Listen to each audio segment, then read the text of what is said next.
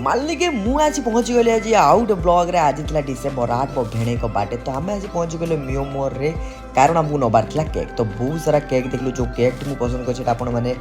आगू निश्चित देखिए तो आम भाई भौणी किसी मजामस्ती करते तो भोक बहुत जोर लगी नानी कहला कौन टे खाଇବା तो मु ऑर्डर करी पनीर क्रॉसनेट तो मो नानी को भी बहुत ही पसंद मत भी बहुत पसंद टेस्ट भी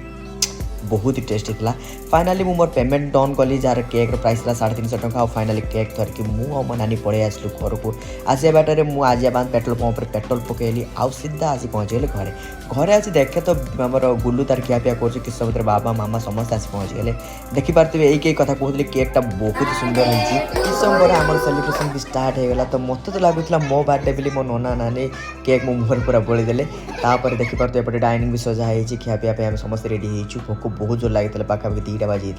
तो भेज बिरियानी सहित रायता टेस्ट बहुत ही सुंदर था तो एमती वीडियो देखिए मो चैनल को सब्सक्राइब